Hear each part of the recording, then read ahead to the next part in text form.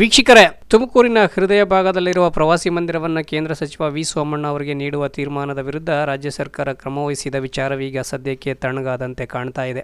ಸಚಿವ ಸೋಮಣ್ಣ ಅವರಿಗೆ ಹಳೆ ಪ್ರವಾಸಿ ಮಂದಿರವನ್ನು ನವೀಕರಣ ಮಾಡಿಕೊಡಲು ಜಿಲ್ಲಾಡಳಿತ ಸಕಲ ತಯಾರಿ ನಡೆಸಿತ್ತು. ಹಾಗಾಗಿ ವರಲಕ್ಷ್ಮಿ ಹಬ್ಬದ ದಿನ ಐಬಿ ಕಚೇರಿಯಲ್ಲಿ ಪೂಜೆ ಕೂಡ ನಡೆಸಲಾಗಿತ್ತು. ಸರ್ಕಾರದಿಂದ ದಿಢೀರ್ ಆದೇಶವೊಂದು ಹೊರಬಿದ್ದು ಜಿಲ್ಲಾಡಳಿತ ತಲುಪಿ ಐಬಿಯನ್ನು ನೀಡಲಾಗಲ್ಲ ಎಂಬ ವಿಚಾರ ಬಹಳ ಸದ್ದು ಮಾಡಿತ್ತು. ಬಿಜೆಪಿಗರು ಸುದ್ದಿಗೋಷ್ಠಿ ನಡೆಸಿ ಸರ್ಕಾರದ ನಡೆಯನ್ನು ಖಂಡಿಸಿದ್ರು.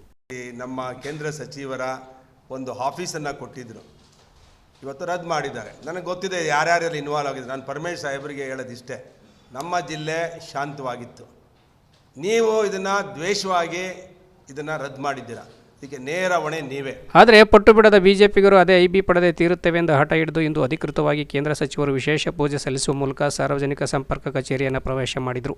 ಈ ಗೊಂದಲ ಕುರಿತು ಸಚಿವ ಸೋಮಣ್ಣ ಏನೇ ಹೇಳಿದ್ರು ಅನ್ನೋದನ್ನು ನೀವೇ ಕೇಳಿಸ್ಕೊಂಡ್ಬಿಡಿ.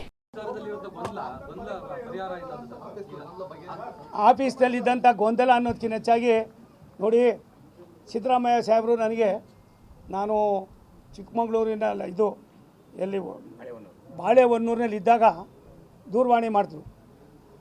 ಸೋಮಣ್ಣ ಅದೇನಪ್ಪ ನೀನು ಅದು ಕೇಳಿದ. ಇಲ್ಲಪ್ಪ, ನೀವು ಮೈಸೂರಿನಲ್ಲಿ ಎಲ್ಲರಿಗೂ ಕೊಟ್ಟಿದ್ದೀರಿ, ಚಿತ್ರದುರ್ಗದಲ್ಲಿ ಕೊಟ್ಟಿದ್ದೀರಿ, ಬೇರೆ ಬೇರೆ ಕಡೆ ಕೊಟ್ಟಿದ್ದೀರಿ, ಬಾಕಿ ಕಡೆ ಸುಮಾರು ಕಡೆ ಕೊಟ್ಟಿದ್ದೀರಿ.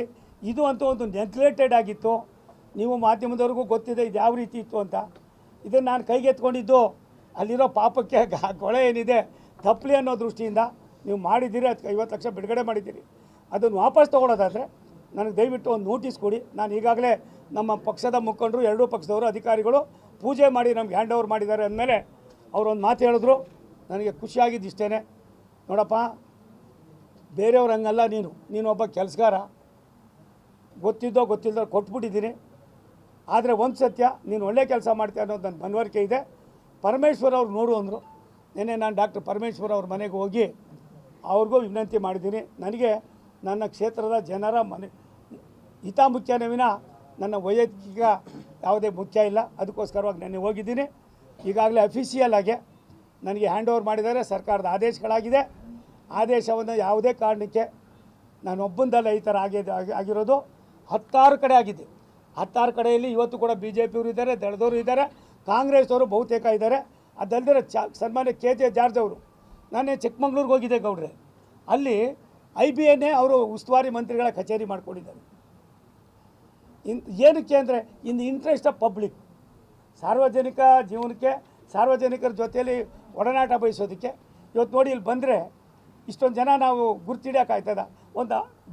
ಬಂದಂಥ ಜನಕ್ಕೆ ಸಣ್ಣ ಪುಟ್ಟ ಒಂದಷ್ಟು ಕೆಲಸ ಮಾಡಿಕೊಡೋದಕ್ಕೋಸ್ಕರವಾಗಿ ಅದನ್ನು ನಾವು ಒಂದು ಊರ್ಗೋಲಾಗಿ ಉಪಯೋಗಿಸ್ಕೋತೀವಿ ವಿನ ಅಲ್ಲಿ ಬೇರೆ ಏನೇನೂ ಅಲ್ಲ. ಅದಕ್ಕೋಸ್ಕರವಾಗಿ ಅದು ಸತ್ಯಾಂತ ಆಗಿದೆ. ನಾನು ಈಗಾಗಲೇ ಒಬ್ಬ ಲೋಕಸಭಾ ಸದಸ್ಯನಾಗಿ ಈ ಭಾಗದ ಜನ ನನಗೆ ಆಶೀರ್ವಾದ ಮಾಡಿದ ಮೇರೆಗೆ ಕೇಂದ್ರದ ನಮ್ಮ ನೆಚ್ಚಿನ ಪ್ರಧಾನಮಂತ್ರಿಗಳು, ನಮ್ಮ ನೆಚ್ಚಿನ ಗೃಹ ಮಂತ್ರಿಗಳು ಮತ್ತು ನಮ್ಮ ಎಲ್ಲ ಮುಖಂಡರು ನನ್ನನ್ನು ಮೊದಲನೇ ಬಾರಿಗೆ ತುಮಕೂರಿಗೆ ಮಂತ್ರಿ ಸ್ಥಾನ ಸಿಗ್ತದೆ ಅಂದರೆ ಎಲ್ಲ ಒಂದು ಕಡೆ ನನಗೊಂದು ಅದೃಷ್ಟವಂತ ಅನ್ನಿದ್ದು. ನಾನು 94ರಲ್ಲಿ ವಿಧಾನಸಭೆಗೆ ಬಂದೆ, ಅವತ್ತು ಕೂಡ ಮಂತ್ರಿ ಆದೆ. ತಿರ್ಗಾ ಲೋಕಸಭೆಗೆ ಹೋದೆ, ಅಲ್ಲೂ ಏನಾಯಿತು, ಅದೇ ಕೆಲಸ ಆಗಿದೆ. ಇವೆಲ್ಲ ಭಗವಂತನ.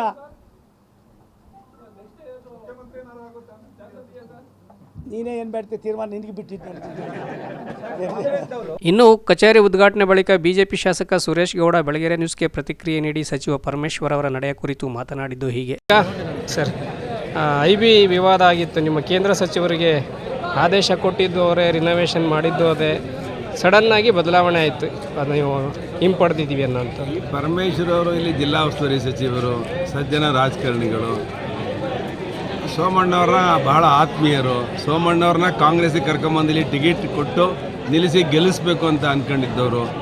ಯಾಕೋ ಗೊತ್ತಿಲ್ಲ, ಸಡನ್ನಾಗಿ ಸೋಮಣ್ಣವ್ರಿಗೂ ಪರಮೇಶ್ವರ್ಗೂ ಹಾವು ಮುಂಗಿಸಿ ಆಗ್ಬಿಟ್ಟಿತ್ತು. ಈಗೇನೆಲ್ಲ ಫ್ರೆಂಡ್ ಆಗಿದ್ದಾರೆ, ನೋಡೋಣ ಇದು ಹಾವು ಮುಂಗಿಸಿ ಎಷ್ಟು ದಿನ ಫ್ರೆಂಡ್ ಇರ್ತಾರೆ ಅಂತ. ಎಲ್ಲ ಪರಮೇಶ್ವರ್ ಕೂಡ ನೀವು ಕಂಡಂಗೆ ದ್ವೇಷದ ರಾಜಕಾರಣ ಮಾಡೋಂಥ ವ್ಯಕ್ತಿ ಅಲ್ಲ. ಅದಕ್ಕೆ ಹೇಳಿದ್ದು, ಅವ್ರು ಯಾಕೆ ನಾಗರಾವ್ ಆದ್ರು, ಯಾರಿದ್ರು ನಾಗರಾವ್, ಯಾರು ಮುಂಗಿಸಿ ಗೊತ್ತಿಲ್ಲ. ಇಬ್ರು ಭಾಳ ಆತ್ಮೀಯ ಸ್ನೇಹಿತರು. ನೆನ್ನೆ ಕೂಡ ನೀವು ಹೇಳಿದ್ರಿ, ಯಾರನ್ನ ಎಲ್ಲೆಲ್ಲಿ ಭೇಟಿ ಆಗಿದ್ದಾರೆ ನನಗೆ ಗೊತ್ತಿದೆ, ಬಿಚ್ಚಿಡ್ತೀನಿ ಅಂತ. ನನಗೆ ಬಂದಿರೋ ಮಾಹಿತಿ ಪ್ರಕಾರ ಪರಮೇಶ್ವರ್ ಅವರು, DK ಶಿವಕುಮಾರ್ ಅವರು ಇಬ್ಬರು ಒತ್ತಡ ಹಾಕಿ ಇದು ನಿಲ್ಲಿಸಿದ್ರು ಅಂತ ನನಗೆ ಇರೋಂಥ ಮಾಹಿತಿ. ಸ್ಥಳೀಯರು ಯಾರಾದರೂ ಒತ್ತಡ ಹಾಕಿ? ಸ್ಥಳೀಯರು ಎಲ್ಲರೂ ಸೇರಿ, ಅದು ನಾನು ಹೇಳಲ್ಲ, ಎಲ್ಲ ಕಾಂಗ್ರೆಸ್ನವರು ಸೇರಿ ಇದೊಂದು ಶಕ್ತಿ ಕೇಂದ್ರ ಮಾಡಬಾರ್ದು, ಐಬಿನ ಇಲ್ಲಿ ಕೊಡಬಾರ್ದು, ಇಲ್ಲಿ ವಿಶಾಲವಾಗಿದೆ, ಇಲ್ಲಿ ಪೊಲಿಟಿಕಲ್ ಆ್ಯಕ್ಟಿವಿಟೀಸ್ ಜಾಸ್ತಿ ಆಗುತ್ತೆ ಅನ್ನೋದು ಏನೋ ಇಂಟೆನ್ಷನ್ ಇಟ್ಕೊಂಡು ಹೇಳಿದರು. ಆದರೆ ನಾವಿಲ್ಲಿ ಯಾವುದು ಪೊಲಿಟಿಕಲ್ ಆ್ಯಕ್ಟಿವಿಟೀಸ್ ಮಾಡಲ್ಲ. ನಾವು we are very clear in that. ನಮಗೆ ತುಮಕೂರು ಜಿಲ್ಲೆ ರಾಜಕಾರಣ ಯಾವುದು ಎಲೆಕ್ಷನ್ ಇಲ್ಲ, ಇನ್ನು 4 ವರ್ಷ MLA ಚುನಾವಣೆ ಇಲ್ಲ, ಇನ್ನು 5 ವರ್ಷ ಪಾರ್ಲಿಮೆಂಟ್ ಚುನಾವಣೆ ಇಲ್ಲ. ನಿಮ್ಮದು ಡೆವಲಪ್ಮೆಂಟು ನಮ್ಮದು ವಿ ವಾಂಟ್ ಟು ಡೆವಲಪ್. ನಮಗೆಲ್ಲ ಋಣ ಇದೆ, ತುಮಕೂರು ಜಿಲ್ಲೆ ಋಣ ಇದೆ, ನಮಗೆ ಮತದಾರರ ಋಣ ಇದೆ ನಮಗೆ ಜಿಲ್ಲೆಯಲ್ಲಿ. ಈಗ ಡಿಸಿಷನ್ ಬದಲಾಯಿತು ಸರ್ ಈ ಸಂದರ್ಭದಲ್ಲಿ. ಬದಲಾವಣೆ ಆಯಿತು. ಏನೋ ಸಿದ್ದರಾಮಯ್ಯನವರು ಸೋಮಣ್ಣವ್ರಿಗೆ ಪರಮೇಶ್ ಹತ್ರ ಒಂದ್ಸಲಿ ಮಾತಾಡಿ ಅಂತ ಏನೋ ಹೇಳಿದ್ರಂತೆ. ನಿನ್ನೆ ಅವ್ರು ಹೋಗಿ ಭೇಟಿ ಮಾಡಿ ಶಾಲ್ ಹಾಕ್ಸ್ಕೊಂಡು ಬಂದಿದ್ದಾರೆ. ಪರಮೇಶ್ವರವರು ಇದನ್ನು ಈ ಚಿಕ್ಕ ವಿಷಯನ ದೊಡ್ಡದು ಮಾಡ್ಕೋಬಾರ್ದಾಯಿತು. ಯಾಕೆಂದರೆ ಜಿಲ್ಲೆ ದೃಷ್ಟಿಯಿಂದ ಸಾಕಷ್ಟು ಯೋಜನೆಗಳಿದೆ. ತುಮಕೂರು ಜಿಲ್ಲೆ ದೃಷ್ಟಿಯಿಂದ ಸಾಕಷ್ಟು ಡೆವಲಪ್ಮೆಂಟಲ್ಲಿ ವರ್ಕ್ ಇದೆ. ರೈಲ್ವೆ ಯೋಜನೆಗಳಿದೆ, ಚೆನ್ನೈ ಬೆಂಗಳೂರು ಕಾರಿಡಾರ್ ಇದೆ, KEDB ಇಶ್ಯೂಸ್ ಇದೆ, ಹೇಮಾವತಿ ಮತ್ತು ಭದ್ರಾ ಮೇಲ್ದಂಡೆ ಇಶ್ಯೂಸ್ ಇದೆ ತುಮಕೂರು. ನೀವು ನೋಡಿದಾಗೆ ಆ ಥರದ ಮನಸ್ಥಿತಿ ಎಲ್ಲ ಅಂತ ಅನಿಸುತ್ತೆ ಸರ್ ಪರಮೇಶ್ವರ್. ಏನೋ ಒಂದೊಂದ್ಸಲಿ ಮಾಡಿರ್ಬೋದಲ್ಲ, ಒಂದೊಂದ್ಸಲಿ ಅವರು ನಿಜ ಬಣ್ಣ ಈಚೆಗೆ ಬಂದ್ಬಿಡ್ತದೆ. ಅದರಿಂದ ನಾವು ವಿ ಆಲ್ವೇಸ್ ಜಿಲ್ಲಾ ಉಸ್ತುವಾರಿ ಸಚಿವರಾಗಿ ಯಾವಾಗಲೂ ಕೂಡ ಅವರು ಒಂದು ಸೌಮ್ಯವಾದ ರಾಜಕಾರಣಿ. ನಮಗೆ ಅವ್ರ ಬಗ್ಗೆ ಬಹಳ ನಂಬಿಕೆ ವಿಶ್ವಾಸ ಇದೆ. ಒಂದೊಂದ್ಸಲಿ ಹಿತ್ತಾಳೆ ಕಿವಿ ಆಗಬಾರ್ದು ಅನ್ನೋದು ನಮಗೆ ವಿನಂತಿ ಅಷ್ಟೇ. ಸರಿ, ಅದೇನೇ ಇರಲಿ, ಕೊಡ್ತೀನಿ ಅಂತ ಹೇಳಿದ್ದು ಕಾಂಗ್ರೆಸ್ಸಿಗರೇ, ಅದಕ್ಕೆ ಖರ್ಚು ವೆಚ್ಚ ಎಲ್ಲ ಮಾಡಿದ್ದು ಸರ್ಕಾರದ ಹಣವೇ. ಸಚಿವರ ಈ ದಿಢೀರ್ ನಿರ್ಧಾರದ ಹಿಂದೆ ಯಾರ ಕೈವಾಡ ಇತ್ತೋ ಏನೋ, ಬಟ್ ಕಾಂಗ್ರೆಸ್ಸಿಗರ ನಡೆ ಟುಸ್ಪಟಾಕಿ ಆಯಿತು. ಬಿಜೆಪಿಗರು ಪ್ರವಾಸಿ ಮಂದಿರವನ್ನ ಕಚೇರಿ ಮಾಡಿಕೊಂಡು ತಮ್ಮ ಕೆಲಸ ಕಾರ್ಯಕ್ಕೆ ಚಾಲನೆ ನೀಡಿದ್ದಾರೆ. ಅದೇನೇ ಇರಲಿ, ಬಹಳ ಅಳೆದು ತೂಗಿ ನಿರ್ಧಾರ ತೆಗೆದುಕೊಳ್ಳುವ ಸಚಿವರಿಗೆ ಅದ್ಯಾರು ಏನೇ ಹೇಳಿದ್ರು ಏನೋ, ಇದೊಂಥರ ಮುಜುಗರದ ಸನ್ನಿವೇಶ ಸೃಷ್ಟಿಸಿದ್ದಂತೂ ನಿಜ. Bureau report, Belagere news.